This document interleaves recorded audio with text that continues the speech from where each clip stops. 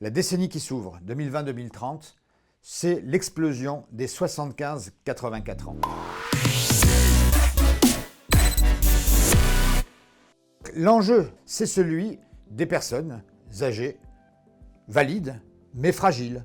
Celles qui vivent chez elles, qui vont peut-être commencer à cesser de conduire leur propre voiture, qui auront besoin d'être mobiles dans la ville.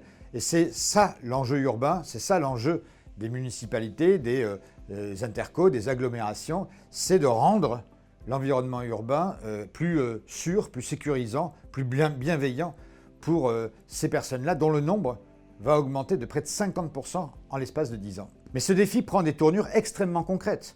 Chaque maire, chaque président d'agglo doit avoir à l'esprit qu'à partir de maintenant, lorsqu'il fait un appel d'offres, par exemple pour le mobilier urbain, il faut penser usage par une population vieillissante.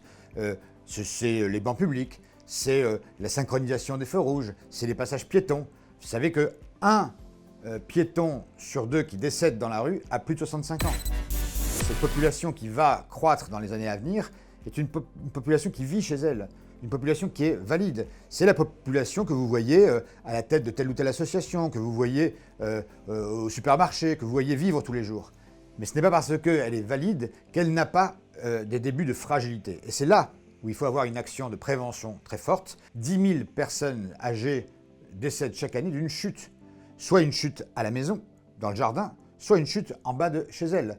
Donc tout ça, ce sont des enjeux qui doivent appeler des réponses de politique publique très fortes. Et ça, c'est plus que jamais la responsabilité des élus locaux. Mais évidemment, l'adaptation des logements au vieillissement, c'est d'abord et avant tout l'adaptation du bâti existant. 75% des seniors en France sont propriétaires de leur logement. Et donc la demande forte d'adaptation des logements, ça va être demain l'adaptation des logements dont les personnes âgées sont elles-mêmes propriétaires. Elles vont demander qu'on adapte leur maison, leur pavillon, qu'on adapte leur appartement. Et accessoirement, ce sera le rôle des bailleurs sociaux que d'adapter le logement social, mais dans lequel seulement 15% des seniors vivent. Ce n'est pas l'enjeu de la création de nouveaux logements, c'est l'enjeu de l'adaptation de logements existants aujourd'hui, mais qui sont inadaptés aux fragilités. Les personnes âgées fragiles ne conduisent plus et veulent pouvoir se déplacer d'un point à un autre pour rester mobiles, pour continuer à avoir une vie sociale active. Et là, c'est là aussi un véritable enjeu. C'est la personne âgée piéton. Il faut sécuriser la voirie pour que la personne puisse aller de chez elle à la boulangerie, de chez elle à la pharmacie.